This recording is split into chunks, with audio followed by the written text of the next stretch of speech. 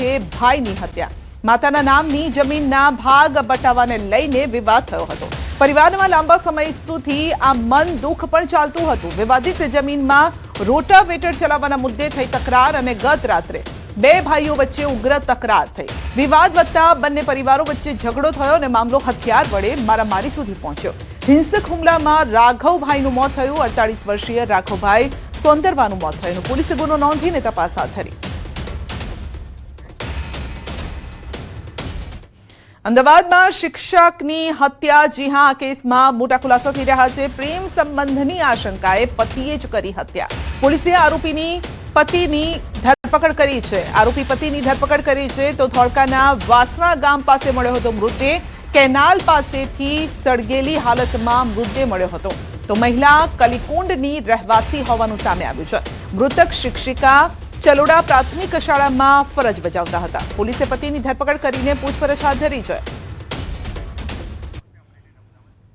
તો જમીન વિવાદમાં ભાઈએ કરી ભાઈની હત્યા।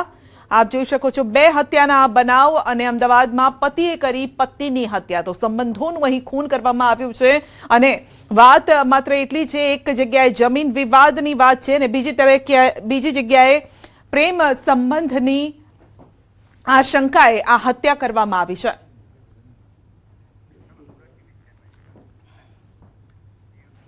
તો સુરતમાં વધુ એક લાંચિયો અધિકારી એસીબીના ટ્રેપમાં ફસાઈ ગયો છે। મનપાના ઉધના સાઉથ ઝોનમાં આસિસ્ટન્ટ ઇજનેર જિગ્નેશ મોદી એસીબીના ટ્રેપમાં 45,000 રૂપિયાની લાંચ લેતા રંગે હાથ ઝડપાયો છે।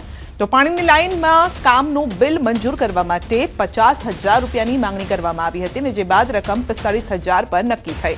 તો ફરિયાદીના સંપર્ક બાદ એસીબીએ પૂર્વ આયોજન સાથે ઝોન ઓફિસ નજીક ટ્રેપ ગોઠવી આરોપીને લાંચની રકમ સ્વીકારતા ઝડપી લીધો હતો। તો આરોપી સામે ભ્રષ્ટાચાર નિવારણ અધિનિયમ હેઠળ ગુનો નોંધી તપાસ હાથ ધરાઈ। નોંધનીય છે કે જિગ્નેશ મોદી અગાઉ વર્ષ 2021માં પણ લાંચના કેસમાં ઝડપાઈ ચૂક્યા છે।